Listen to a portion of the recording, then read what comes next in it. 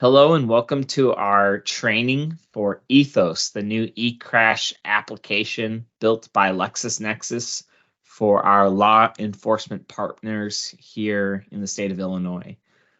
We're going to take a quick tour today, about 40 minutes of the new eCrash application, showing you things like the dashboard, user settings, and how to create a crash report in Ethos. So let's get started. When you first log into Ethos, you are brought to the dashboard screen. It's kind of like a home page. That's what we're looking at right here. Now, I'm using a sample agency in the state of Illinois called Pinckneyville. We see just a few things on the dashboard when we log in. So the first thing you see is this My Reports queue. Pretty much every user should see this. This is a queue that shows the user crash reports that they personally have worked on. We only have one sample one in here right now, really with two, but one with data filled out. I can look at this little icon and see this report is in a draft mode. So it's been started, but it hasn't been finished. I can see an agency report number, a data crash, time of crash, location, officer name. To the left of every single line, you see this vertical ellipsis or this vertical ... And you can click on that as a user and see the different abilities or permissions that you have, actions that you can take on this particular report. So seeing that's a draft, I could delete this report. I could go in and edit it or kind of complete it. I could send it to another officer at my department to have them work on completing the report. I could print a driver's exchange. I could print the full SR 1050 form, or I can see a review audit trail of what's happened on this report so far.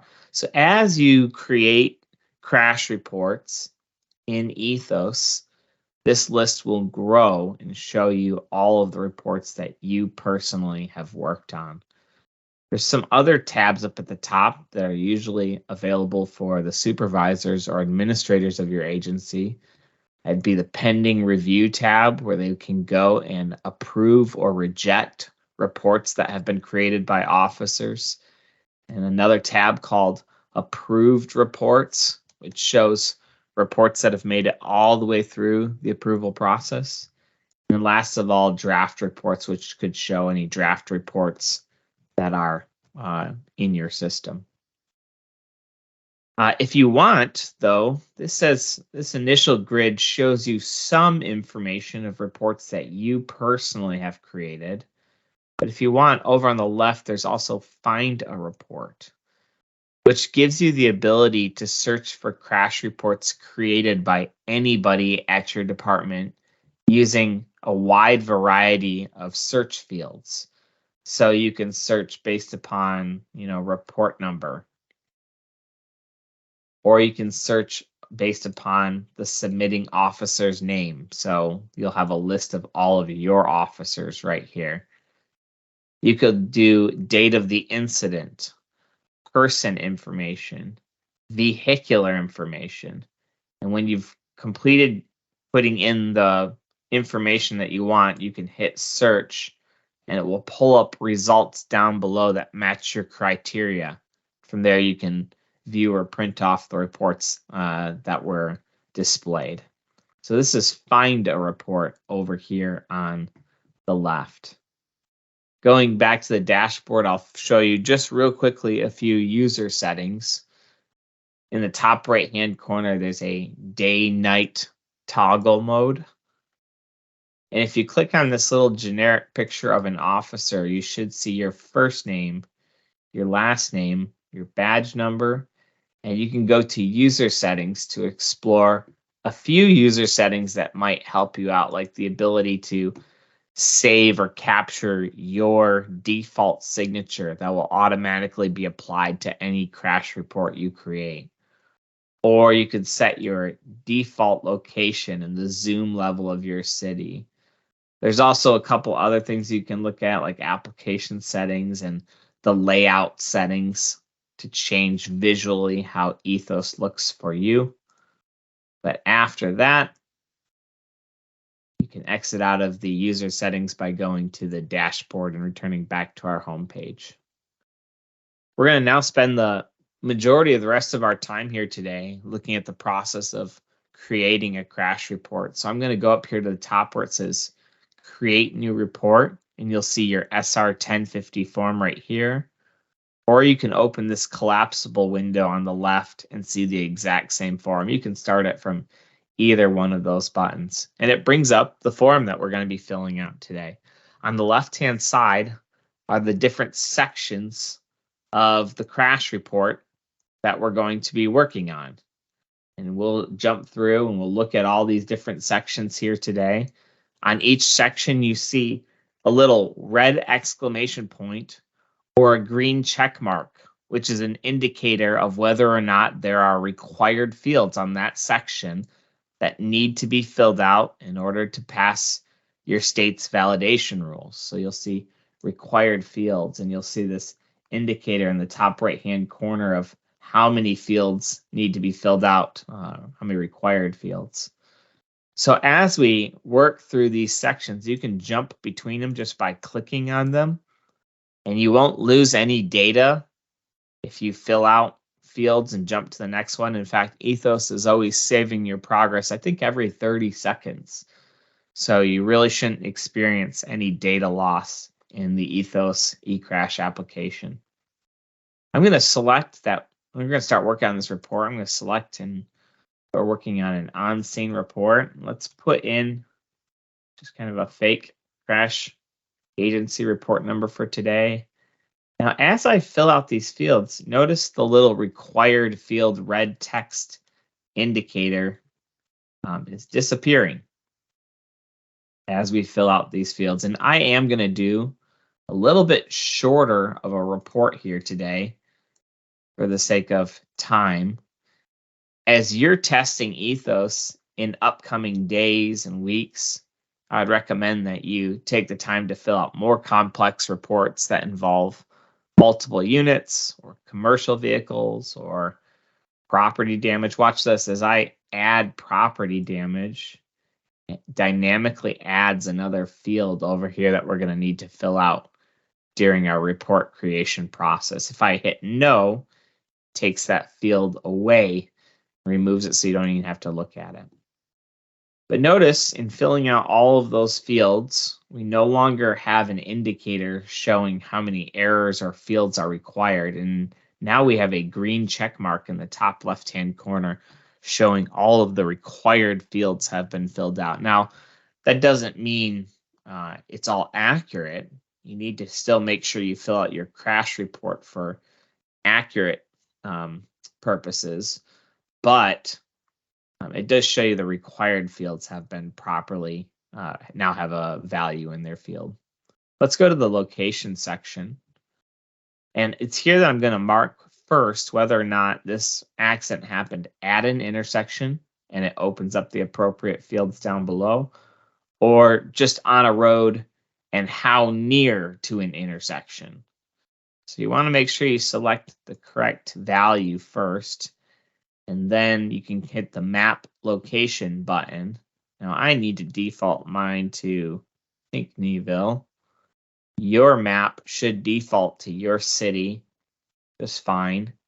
And what I'll do here today is I'll select an intersection like Jackson and Maine. And Esri Maps is going to attempt to bring back the intersecting street values. Now, if we had said that it was just a normal accident at an address, it would attempt to bring back a street number with a road name. And you can still adjust any of these fields if it gets something wrong. But what Esri Maps is going to try to do is bring back the proper values. Now you can exchange the primary and intersecting streets, but at a certain point when you have the correct values here, you just need to hit export in the bottom right hand corner, and it will attempt to bring all of those values into your form for you. So latitude, longitude, yes to intersection, no to private property. It grabbed our county and city. We don't really need an address number for intersection, so I'll take that out. And then we have Main Street and Jackson. For our crash details, today we'll say no injuries, and we'll say it was not a secondary crash, free flow of traffic. Let's go with an animal accident today. And actually, we have private. Yeah, we'll do that. We'll leave it at that. We'll do single vehicle crash with an animal. Yes, there was a traffic signal that was functioning properly. Two-way not divided. Clear weather today. Oops. Go with daylight. Dry conditions. No defects. Not in a work zone. And no workers present. And there's our crash details. Next, we're going to go add units to our report. So we have one unit today that's a driver, and you'll notice there's 5 sections nested underneath unit 1 for a driver. Now, if we change that to, say, a pedestrian, it dynamically changes so that there's less sections that you need to fill out for pedestrian. Let's go ahead and change that to driver, and it's not a commercial vehicle. And then what I'm going to do is I have a lot of fields that I'm going to be manually filling out here right now. So I'm actually going to have my coworker, Krista, take over for just a minute and explain a few details about Ethos and NCIC clients and things like that. So Krista, would you be willing to take over from here?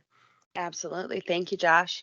Good morning, everyone. I am going to be talking to you about your agency's NCIC client or your CAD system and its compatibility with Ethos. So our engineers are currently working on building out the interface on the NCIC client. What that's going to mean for you is that you'll actually be able to drag and drop the information that you pull from a driver's license or a registration into the form that you're filling out. So where Josh is showing you right now, that data would actually automatically populate once you run that driver's license or that registration. This is going to take out a lot of the manually inputting information that Josh is actually going through and completing as we speak. So what we are going to need from you and from your agency is that when your implementation specialist reaches out to you for these next steps, we're going to be asking you to identify which NCIC client you are currently using. What we're doing is we're actually gathering this information and we're passing it along to our engineering team so that we can help them prioritize which NCIC clients they will be working on first. Now, I will like to note here as well, some of our NCIC clients are built out, so you may in fact be an agency that we just set up for you, and your implementation specialist will meet with you at that time and determine if that's the case there. As Josh is filling out these last little bits here and we're discussing the information that your implementation manager is going to ask for, I will like to point out that they're also going to be asking for a list of hospitals, towing companies, and EMS that your agency frequently uses. The reason for this is we're actually building out the drop downs for your agency. So if you look kind of towards the bottom of the screen there, you'll see that there's nothing in those boxes. However, we can actually pre-fill those with preset EMS agencies and hospitals that your agency uses. If for some reason that EMS is not listed in that list or the hospital's not listed, on the right there where Josh is typing now, you'll notice that you do have the ability to free type. So that does not mean that just because something's on the list doesn't mean you're going to have it there. We just want to make this a quicker process for you and your officers so that when they're filling out that crash report, it goes as seamless as possible. That is all I had for today. So I'm going to hand it back over to Josh, and I appreciate you guys giving us some of your time. Thanks, Krista. So I filled out a lot of information about our unit 1 here today. And I can put in a little bit more fake information here so that when we take a look at the report at the end of the day, it looks filled out nicely. Now, I want to show you the system has a lot of validation rules in it to make sure that you fill out every field properly and accurately according to the rules that your state has set up. So there's a lot of logic built into the form. And you can see that a section that we earlier had a green check mark now has a red check mark on it. So I'm going to go back and look at this one. And this one says, if there are injuries or tows, crash type must be B. I did this on purpose. What I did is when I was filling out my information on my unit on my person, I put suspected serious injury. And that threw that error back on the crash detail section where I had originally said there were no injuries. So there's a lot of logic built into the form based upon your state's rules to make sure that you select the proper values. Now, if I say there's no apparent injury, I now have a green check mark, and this value is no longer problematic. It's acceptable because none of my units have an injury on them. So we do usually recommend that you work on the form from top to bottom. But you might find that sometimes when you answer a question that's contradictory to the way that you answered a previous question, that logic is going to conflict and you might need to make an adjustment. So moving on to the owner section, if it's a business, you can check that and say City of Pinckneyville. Or if it's a person, the owner, you can type out their name. And if it's the same as the driver, you can just tick these boxes and it will automatically bring in the values from the previous section for my fake person. If you want to, you can add a passenger record. And that just nests a passenger section underneath here where you're going to fill out passenger information, including where they were seated in the vehicle. If you ever add a section over here on the left manually and you want to get rid of it, you can click the red X button to remove that section. I could do the same thing with Unit 1, but we just filled out a lot of information, so I'm not going to delete that one. Property damages. You can go add a property damage record. So we could say this is the City of Pinckneyville Power and Light. And here's their address. And what was damaged is up here at the top. We'll say it was a utility pole. So not only did we hit the deer in this accident, but we also hit a utility pole on the right side of the road. Diagrams and attachments. It's here that you can actually browse your computer. Go to Ethos, and I will upload a picture of the car that hit the utility pole. So you can use Ethos to store pictures that were taken or files pertaining or related to this accident. LexisNexis doesn't do anything with your pictures. This is just a storage option for you to save any files or pictures that were taken at the scene of the accident. If we want to, you can just delete the file at some point if you don't need it, and just by clicking the trash can icon.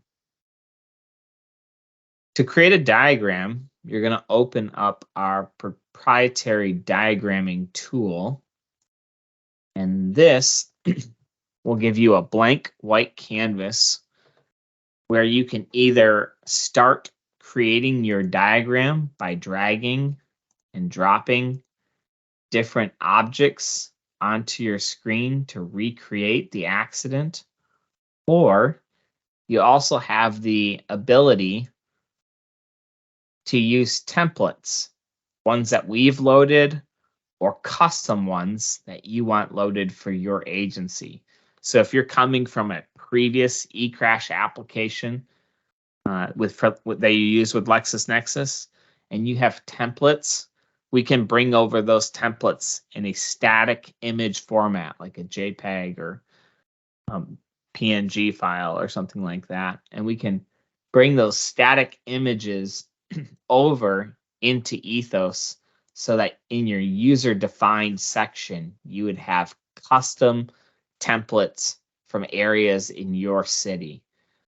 The reason templates are so helpful is it saves your officers a lot of time in recreating the same intersection over and over. So if you have a really complicated intersection like State and Glover or something, they can automatically click one of these templates and import it into their form, saving them a lot of time on recreating that intersection or that area of your city. But for today, I'm going to try to demonstrate quickly some of the ways that you can build a template on your own. And once you've built a template in Ethos, you can also save or export that right here as a template. And we can save that so that all of your officers have access to that template. And we can load that into your system so everyone can use it. But what does a good template consist of? Well, it has roads on it, most certainly. And if you click on a road, you can change the number of lanes in the road. Or you can change the width of the road. Or you can add a median in the road. So I could say left-hand turn lane. I can make it an underpass, an overpass, or just ground level. I could add lanes like bike lanes to the left or the right or shoulders. So there's a lot you can do to customize the different roads that you're putting onto your canvas here. You can add roundabouts. If you ever put something on your canvas that you want removed, you just click on it and hit the delete button on your keyboard. You can draw roads manually. So I could draw a road like that. I can add in crosswalks easily. There's also an undo button up here at the top. So if you want to go backwards on your steps, you can click that button to undo actions you took. There's dirt roads and gravel roads. There's parking stalls for your downtown areas or parking lots. Once you have your roads, a good template also has street names. So I think we had, for today's demo, we had a main street. I'm going to orient that word vertically to go alongside my road. And I think we had, if I remember right, we had a Jackson. And I'm going to just line that up with the road. Also, a template has permanent signs that are there always, like we had a traffic light in our report today. Or you could go to signs and you could add in a stop sign if there was one. We had a traffic light today, so we'll leave it at that. You could add in your north arrow. You could add in the disclaimer that the diagram is not drawn to scale. All sorts of signs that you can add to your diagram. Now, this is actually a really good template. This would be easy for you to download this, send it as an SVG file to our support team, and we could load this into your templates area as main_Jackson or something like that. So anytime there's an accident here at this location, your officers wouldn't have to perform this work that I just did. They could go to their templates and have it available to them in seconds.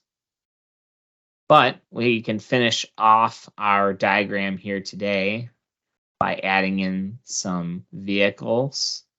So we had today a Jeep Wrangler that ran off the road to the right. In fact, I'm going to double click it and I'm going to change the fill color to black. That's what I think I said in the report. I'm going to go to my animals section and add a deer. I'm going to go to the accident scene bucket here and add an accident impact sign. And maybe, in their narrative, they said they skidded off the road or something because they had to try to stop. I think we also had a utility pole we talked about. So let's add that in there as well. And just like that, we've created a pretty good diagram. One other feature that I actually like, if you have multiple cars involved in the accident, or I should say units, you can click an object on your canvas and go to this little number call out sign at the top, and it will bring in sequential order little text boxes with numbers in them in sequential order so that you can easily identify which unit is which in your diagram. But for today, we only have one unit, so I will just delete those elements from my canvas. At this point, I'm going to save my diagram, and then I'm going to hit exit. And it will take my diagram and import it here into my form. Getting close to the end here, we're going to fill out a narrative with the details of this accident. You can also use the microphone on your device to audibly or verbally record details about the narrative. And if you need to make any adjustments, even after using your microphone, you can still come back and edit this text box here to correct your narrative. As we reach the bottom of the process of these sections, you're going to see that the validations are complete. Now, if there was a section that was missing something, a section that needs to be filled out, when you get to validate and finalize, you would see the errors here that need to be corrected. So the first one is the date of crash needs to be required. And then there's a logic rule that says the person's date of birth should be less than the crash date. Well, that's because we don't have a crash date in here. So let's go and put in a crash date of today. It resolves the error there. And now we see neither of those validation rules here on our final screen. In the top right-hand corner, you can go and print or preview a copy of this crash report that you've created. Now it will have a watermark on it that says draft. The reason being is because this report has not gone through your agency's approval process, hasn't even been submitted once. But it's here that you can look in a format that's very familiar to you all to make sure all of the fields that you entered into Ethos form are now properly displaying on your SR 1050 form. So that's a preview of the report. We also have in this top right-hand corner the ability to print a driver's exchange form. Now, you could do this at any point in the report creation process. You can preview your report, or let's say you had captured, the date and time of the accident, the location of the accident, vehicular information and person information of each unit involved. Maybe you had more than one unit. At any point, you could come up here when you have the appropriate values filled out, and you can print a driver's exchange form. So if you're really looking to get the involved parties off the road, off the side of the road, and get them a driver's information exchange form, you can jump to those appropriate sections to capture information about the date, location, time, and capture these fields about the involved parties so that at any point you can print off this exchange form and hand it to each involved party. So let's go to the bottom of our finalized section. It's here that we're going to hit submit, and this report will now be submitted to my supervisors for their review. That's the end of the presentation of creating a crash report. Thanks for taking time to join us. in this presentation and this move to Ethos.